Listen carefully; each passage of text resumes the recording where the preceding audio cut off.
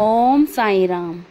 मैं आरती आप लोगों के सामने साईं बाबा की एक नई कहानी लेकर आई हूँ।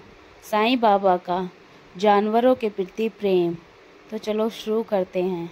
सूरज की हल्की किरणें शिरनी के आसमान को छू रही थी। गांव में धीरे धीरे चहल पहल शुरू हो गई थी, लेकिन द्वारिका माई मस्जिद में पहले ही जीवन की एक गूंज थी। वहाँ साईं बाबा अपने रोज के कार्य में व्यस्त थे। गायों, कबूतरों, कुत्तों और बिल्लियों को भोजन देना जो बाबा रोजाना करते थे। बाबा की झोली में हमेशा कुछ ना कुछ होता था। कभी रोटियां, कभी चावल, कभी चने। वो हमेशा अपनी झोली में जानवरों के लिए कुछ ना कुछ रखते थे। वह कहते थे कि हर प्राणी में वही परमात्मा है जो तुम में है। यदि किसी भूखे को खाना खिला दिया तो समझो मुझे खिला दिया। एक दिन गांव की प्रमुख गाय जो लक्ष्मी के पास आई, वह बहुत भूखी थी, बहुत प्यासी थी, बहुत थकी हुई भी थी। बाबा ने तुरंत अपनी थाली का खाना, अपनी रोटियां निकाली और उस गाय को बड़े प्रेम से खिलाई, उसको पानी पिलाया। बाबा ने उसके सर पर हाथ फेरा और कहा कि लक्ष्मी, तू मेरी बेटी है। जब तक मैं हूँ तुझे भूखा नहीं रहने दूंगा। लक्ष्मी रोज आकर बाबा से भोजन लेने लगी।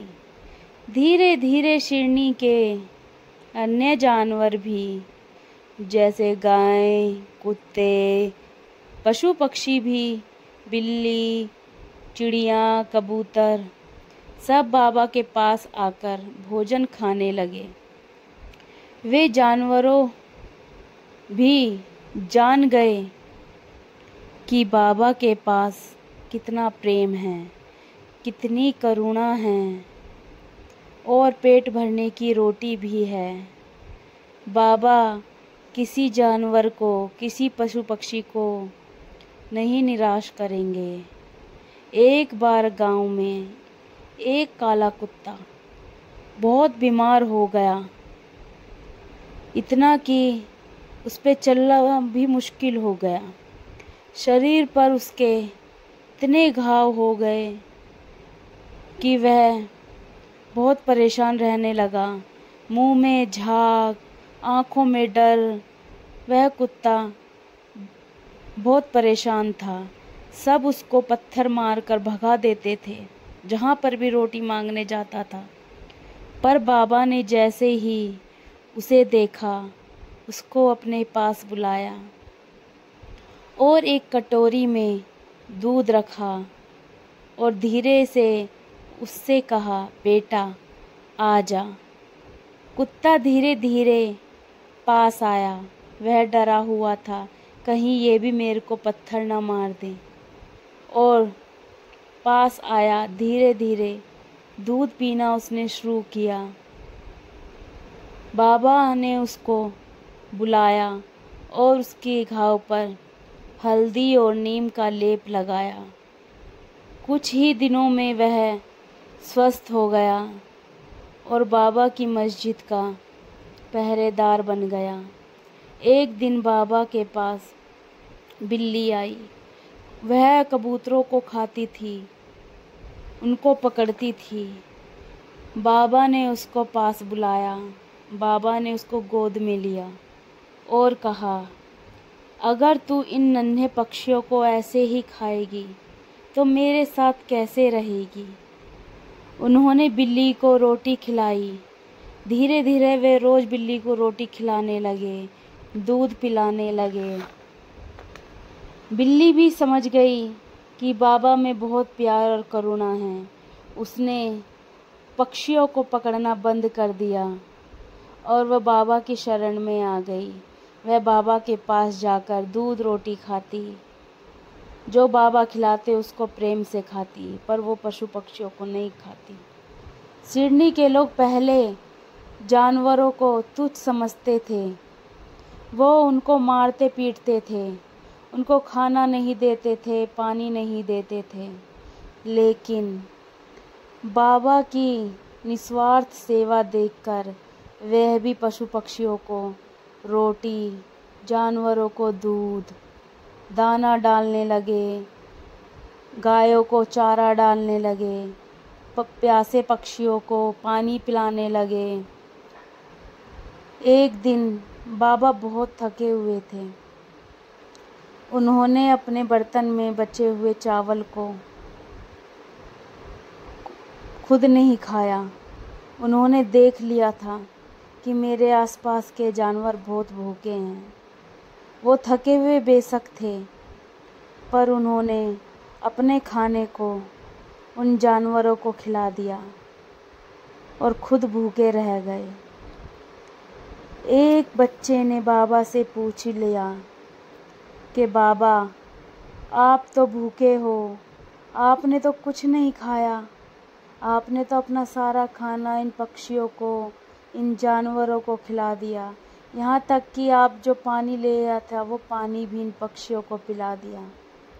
बाबा मुस्कुराए और बोले, मेरे बच्चे, जब ये लोग खा लेते हैं ना तो मुझे तृप्ति मिलती है। परमात्मा का आशीर्वाद इन्हीं से होकर मुझ तक आता है। साईं बाबा की ये करुणा दिनचर्या वर्षों तक चलती रही। सिडनी के लोग वहाँ के जानवरों को, पशु पक्षियों को कभी भूखा नहीं रहने देते। बाबा ये सब देखकर बहुत खुश होते, उनको आशीर्वाद देते।